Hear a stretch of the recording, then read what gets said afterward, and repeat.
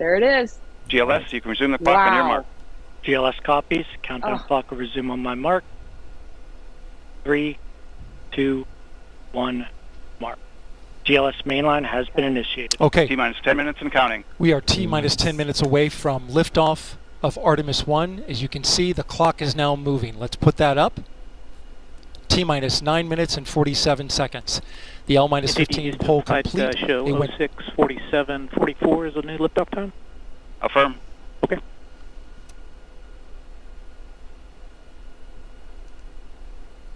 You can see So all what the you're people. looking at there 1:47:44, is 1:47 the media. a.m. Eastern time and 44 seconds. You see all the people 1:47. scrambling out there to get to their spaces now for to see this. So yeah, so I was down there We in went August straight into for the terminal first count. 2 launch attempts, and it's pandemonium. It's like Hunger Games out there for your spot. So once you get your spot, you put stuff there, whether it's a tripod or a chair or whatever. And so everybody's kind of getting all their cameras powered up because you have to conserve battery, right? Yep. So you're trying to kind of play this game. Yeah, I assume a lot of the photographers were doing that. They had to go back and recharge because they probably were out there for so long getting ready, you know. Yeah. Everybody sits and waits in their cars because there's only the international media is supposed to be in the media center because obviously they're from out of town. Yeah. And I didn't hear they have to be bussed. Did you hear what the crowds are like down there? The public crowds? I wonder if it's not nearly as much. So they were doing some video of the Indian River viewing area, which is bleachers there out at Kennedy Space Center.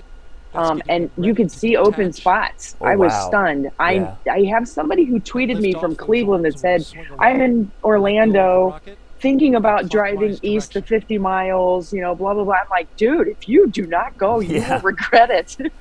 And he's like, there's a lot of people waiting here. I'm like, traffic's not going to be a beautiful thing going back, but at least you're going to get to see this thing and you'll feel it. I mean, 8 minutes. So let me just put this into context for people. When I was down there the first time, a SpaceX rocket launched with 2 satellites in it. And it was 12 miles from the hotel that I was in. It went up, I saw it, it was amazing, and about a minute later I heard it and then I felt it. That was a little bit freaky. Wow. That SpaceX rocket was 1.1 million pounds of thrust. This is 8.8. Yeah, that's gonna. So a lot of people are gonna 12 wake up miles here. away. Yeah. Boy, that sonic boom's gonna be pretty impressive too. Yeah, and they had a sonic boom earlier over the weekend with the nobody knows exactly where it came from. May have been a Space Force test plane coming back. That was the little craft that was up there for 938 days, and it's a secret mission. Yes. Nobody really knows. Wow. Yes, nobody knows, but it magically came back down and fired off a huge sonic boom that shook Orlando. Yeah. So that was very interesting. Okay, let's see what Daryl's saying here. Ignition and thunderous sound, it could damage the rocket. So the ignition overpressure and sound suppression system will flood the mobile launcher with water. You'll see that sequence start at 400,000 T-minus gallons 17 in 20 seconds. seconds. It's incredible. Now coming up in So you less can than hear 30 Daryl's seconds, voice the getting a ground little more launch sequencer excited. will start bringing the high energy systems online, starting with picking up core his stage pace. pressurization. You see a lot of venting going on here because they're going to keep pumping in fuel, so it's going to be spraying. All the excess is going to be venting off here. Yeah, it's boiling because it's so Fire cold one that liquid is oxygen and liquid hydrogen sits in there and silent. just boils. And listen they're for that call. constantly in that replenish mode, so they have to keep that perfect balance right at 100%. Yes, this is The core good. stage tank is now pressurizing to flight levels. That's good. That's a great sign. They were The able to do replenish this valve to before the liquid the hydrogen rollback, tank now closing. for Ian.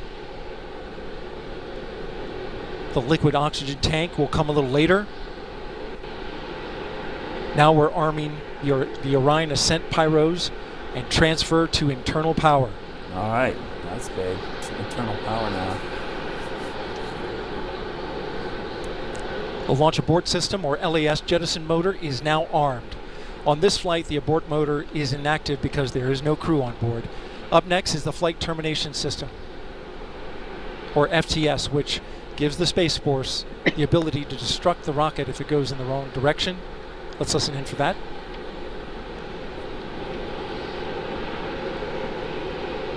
GLS is go for FTS arm. The flight termination system is now armed. Coming up at 4 minutes and 40 seconds, a big moment. This is where the RS-25 engines and their bleed go to high flow. It's been a little tricky to dial in. GLS is go for LH2 high flow bleed check.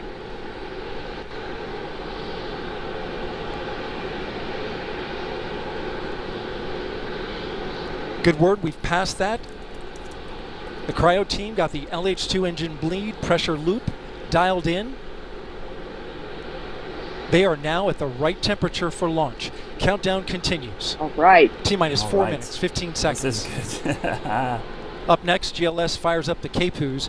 Those are high-speed turbines which provide pressure to hydraulic pumps that steer the RS-25s. Stands for Core Stage Auxiliary Power Unit Start. GLS is go for core stage APU start. That now leads to the thrust vector control test at T-minus 2 minutes and 30 seconds. That can proceed now, and we will see the engines gimbal at the bottom of the core stage. Yeah. It's really cool. They all four move independently or together.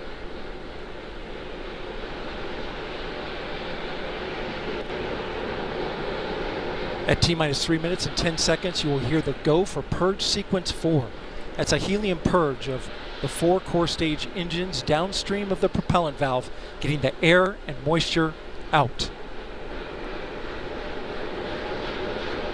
All in all, this is not going to be that big of a delay if they go off here before 10 till. GLS I mean, go for purge sequence 4.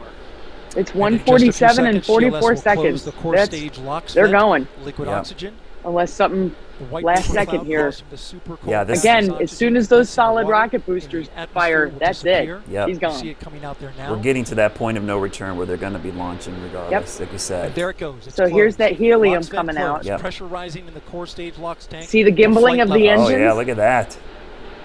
Coming up in 15 Wow. seconds, look for that thrust vector control actuator test. Engines will gimbal. I cannot fathom the energy in the firing room right now. And Yeah. there they go. The 4 core stage RS-25 engines gimbaling around, testing the Oh, that's ability so cool. to steer the rocket into space. Yeah, people think those are just static They will engines. operate They at move. They can 109 actually steer this thing. performance. So it's amazing. Each RS-25 throwing down 500,000 pounds of thrust. All 4, 2 million pounds. All together with the boosters, 8.8 million pounds of thrust. GLS is go for upper It's stage just- to I internal can't even power. fathom. Now the upper stage has 2 gone to minutes. internal power. So power is removed from the rocket's upper stage, the ICPS, and it's been switched to battery power. The same milestone is coming up for the core stage at T-minus 1 minute and 30 seconds. So all of the arms that are holding the rocket right now will retract once Yep. those solid rocket boosters fire. That everything will be off of it, and it's moving. So GLS it's a real go for core tedious stage to internal power. time. The rocket's core stage, which houses the 3 flight computers, is now on battery power. So there is no more hold Wow. time available because there's no more margin on the batteries. So if we have a hold, we'd have to recycle back We're to done. T-minus 10 minutes and recharge those batteries. Oh. The count continues. A note now, shortly after liftoff, 1 minute. 1 minute. Shortly after liftoff, Oh my Mission God. Control Houston will take control of the rocket, and my colleague, Leah Cheshire, will take over commentary. T-minus 50 seconds and counting. Coming up at T-minus 33 seconds, the GLS will hand off control to the ALS. This is the autonomous launch sequencer. On board the rocket, it will take over command and control of the rocket. But the ALS will check, make sure there's no holds coming from the ground up until T-minus 2 GLS seconds. is go for ALS. And we are go for ALS. The Space Launch System is now counting down to liftoff of Orion on its maiden voyage to the moon. Launch team can no 20. longer recycle the count. Sound suppressor water now flowing 15. under the ML. And here we go. Again, 10, hydrogen burn-off sparks motors to burn off. initiate. 7, 400,000 gallons 5, of water. 4-stage Oh my engine God, start. guys. 3, 2, 1. Boosters in ignition. And liftoff of Artemis 1. We rise together back to the moon and beyond.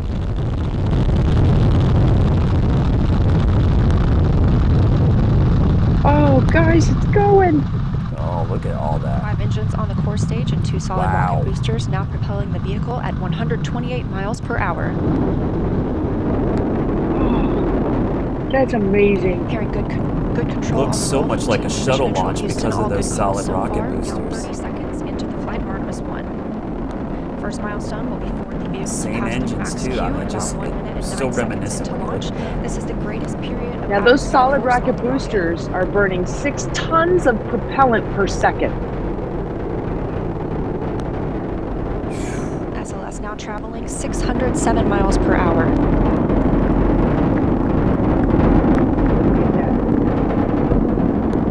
You're looking at 8.8 million pounds of maximum thrust. Quiet here in the loops in mission control. The 4 core stage engines are throttling down ahead of passing through max Q. Wow. Max Q is the highest forcing on the vehicle itself. Now 1 minute, 21 seconds into the Look at flight, that. traveling at 1,420 miles per hour. The 4 core stage engines are back at maximum thrust. Just spectacular. The next major milestone will be for the solid rocket boosters to cut off and jettison at about 2 minutes and 11 seconds into the flight, so about 30 seconds from now. Again, quiet here in Mission Control Houston as teams continue monitoring the flight of Artemis 1. We're now 16 miles downrange from the launch pad at Kennedy Space Center, traveling over 2,800 miles per hour.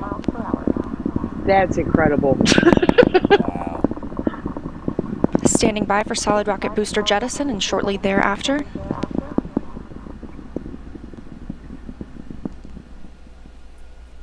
Oh my. Spectacular. Oh my goodness. Confirmation that the solid rocket boosters have separated these 177-foot Perfect. boosters. Now the core stage continues to power the flight of Orion, all 4 RS-25 engines firing, traveling over 3,400 miles per hour, 46 miles downrange. Wow. 2 minutes and 36 seconds into the flight. Hearing nominal calls here in Mission Control Houston. We've still got 4 good engines on the core stage. Next up, we'll be looking for the service module fairing to separate. This is 3 15 by 15 foot fairing panels, providing structural support, protecting the service module. Those will separate at about 3 minutes and 11 seconds into flight, and very shortly thereafter will be followed by the launch abort system separation. The launch abort system is Just the over 3 minutes into the very flight of Yeah, that Artemis little 1, narrow traveling cone at the over top. 460 yeah. miles per hour, 83 miles downrange. We just had confirmation that the service module fairing has separated. Wow. There, look at the camera. Wow. Yeah. And that the launch abort system pyros have fired, separating those from Orion as well. For future crew members,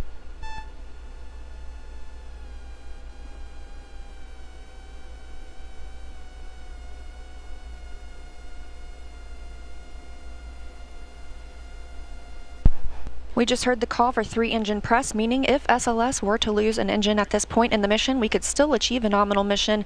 We would just have an extended main engine cutoff time. However, we still have 4 good engines, all at maximum thrust right now, powering the first flight of Artemis at 5,200 miles per hour, 148 miles downrange. Absolutely incredible. Well, for everybody who was doubting that it was going to happen, there you go. No doubt. You know, We're 4 minutes and Not 16 only did it seconds into the happen, flight of Artemis 1. It's a beauty. yeah, So far, we've had a clean ascent. just We saw those amazing solid to rocket watch that. boosters I mean, jettison that's about 2 minutes and 11 you seconds. see some of the after Falcon liftoff. 9 Shortly SpaceX after, we launches. had the service Those look module puny fairing compared to panels what just fairing went off. I mean, separate. that was massive. Exactly. The launch abort system was 1.1 million inert pounds for of this thrust Oh. versus this. This is except to 8.8. perform I mean, this you know, separation. Just Just intense. stunning. I mean, I wish it Those was during the four day so core we could have stage engines seen will the continue plume, to but fire and at power night the it was flight just of as Artemis spectacular. 1, now traveling over 6,800 miles per hour, 229 miles downrange. Booster flight controller reports that the engines are looking good. That's so cool. Phew. Man. I guarantee you there's a whole lot of people that are breathing Our core easy, stage main engine cutoff but time is about 8 minutes remember, and 3 seconds. this is We are still now not 5 the minutes and number one 11 priority seconds of this Yeah. entire mission. The number one priority is the heat shield, Yeah, and we don't get to test that until the very end. yeah, that will be in Four good December core stage 11th. engines, I those mean, four when it comes RS-25 back. engines. So, Yeah. yeah, that's the thing that makes this, The most last of time these those core stage launches, you're engines like, oh, flew, it's they in were orbit, deep the space satellite's shuttle deployed. orbit. This Now is with just the upgraded beginning. This is capabilities, going to be they're such a launching the long future mission. of There's so human many things spaceflight. that could go wrong between now and the end of the mission. So that's what I think is cool about this this mission is every day, I think, as a school kid, you could get up and like, what happened today? What process is going on with the mission now? So there'll be something new and cool that happens every single day throughout the next 26 days. People will be able to track it, and this is going to be something that we talk about for a long time. For some people, this will be the "do you remember where you were" moment. Yeah.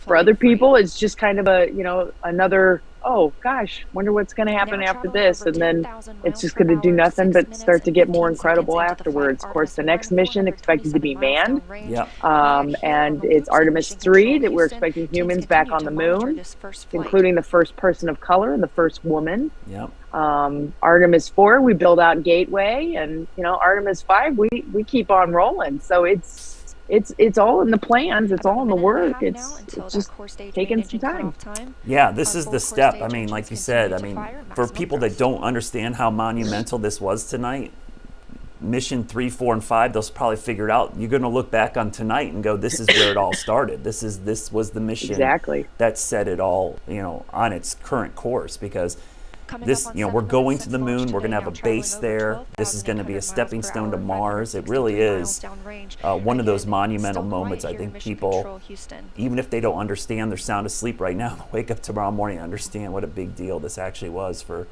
all of mankind, just not in the United States, because we've got a lot of international partners involved in this mission as well. And so this is going to be a huge something, a positive that we can all kind of rally around, because this is going to be great for all of mankind. Yeah. So these main engines are going to burn for 8 minutes total, and then they cut off.